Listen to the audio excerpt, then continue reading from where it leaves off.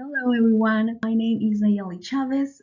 I am a clinical nutrition graduate student and today I'm going to talk to you about the public health and environmental effects of industrial food animal production. Food animal production, also known as IFAP, is an approach to meat, dairy, and egg production. It is characterized by specialized operations that are designed for a high rate of production, a large number of animals that are confined at high density, large quantities of localized animal waste, substantial inputs of financial capital, fossil fuel, feed, pharmaceuticals, and indirect inputs incorporated in feed, such as fuel and fresh water. It is estimated that about 9 billion farm animals are killed each year in the United States. This table illustrates the amount of meat that is consumed in kilograms per person per year around the world, and as you can see, the United States consumes most of the meat and milk compared to the rest of the world. Going back to US history of agriculture, prior to industrialization, the way animals were raised for food had remained relatively unchanged since the point at which most of farm animals were first domesticated, and this was over 8,000 years ago. Then, poultry, swine, and cattle were primarily raised on small-scale, independently owned farms, uh, and the animals had access to the outdoors.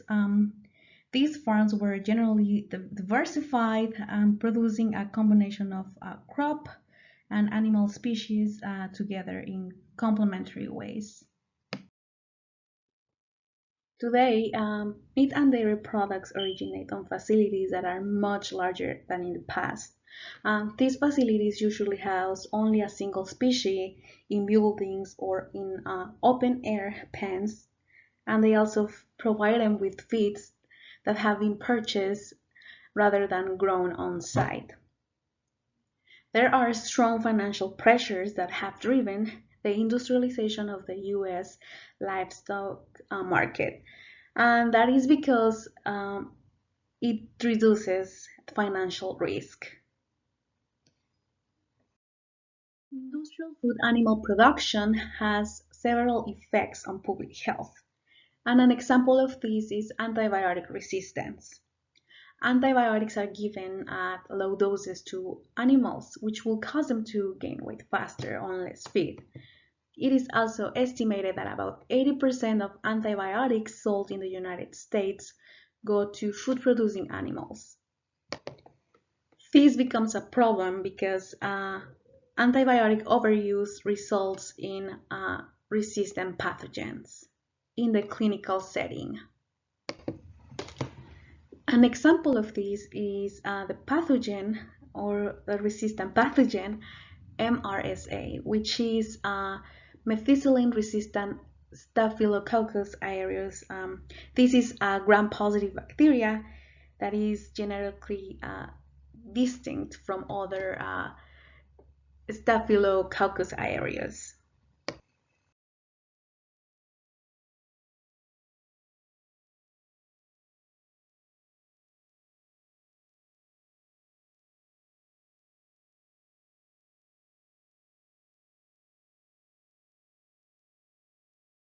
Another public health effect of IFAP is occupational hazards. Animal workers have to deal with animals every single day, and this increases their risk of exposure to biological, physical, and chemical hazards. In recent years, several emerging infectious diseases have first appeared as deadly outbreaks among those workers that have to deal with animals every day. It is known that about 1 in 4 workers in indoor IFAP facilities have respiratory illnesses. And this is because they're exposed to bacterial toxins, which lead to lung infection, inflammation, as well as asthma. When it comes to public health, IFAP also affects nearby communities, and and this is due to microbial and chemical hazards. Food processing facility workers can spread pathogens into their communities or even into their households. Also, those living near or downstream IFAP facilities might be exposed to or made ill by waterborne contaminants like nitrates, pathogens, pharmaceuticals, heavy metals, and hormones. A growing body of evidence suggests that those people living near these operations have an elevated risk for several health outcomes. Several studies have shown that four major health outcomes consistently associated with those living near IFAP facilities include respiratory outcomes, MRSA, Q fever, and stress. This picture is from a review study that has been cited and that you'll find in the reference section, and it just illustrates how IFAP facilities affect the health of nearby communities, but also the environment. Also, those numbers that you see in the picture just indicate the study citations in the original study. Industrial food animal production also has an impact on the environment. And an example of this is climate change. Beef, pork, and dairy production account for almost half of the greenhouse gas emissions in the US food supply chain. Another effect is damage to aquatic ecosystems. In this case, animal waste contamination can be introduced into the soils with excess nutrients, and this leads to dead zones. And lastly, increased land use also leads to a decrease in global food security. And this just translates to not having enough land available to keep up with the growing population. And lastly, these are some small dietary changes that could have a positive impact in both public health and the environment. And small changes like buying more pasture-based meats and animal-derived products could be a great alternative. Also, plant-based diets, such as the vegan diet or the vegetarian diet, could have a great impact on people's health.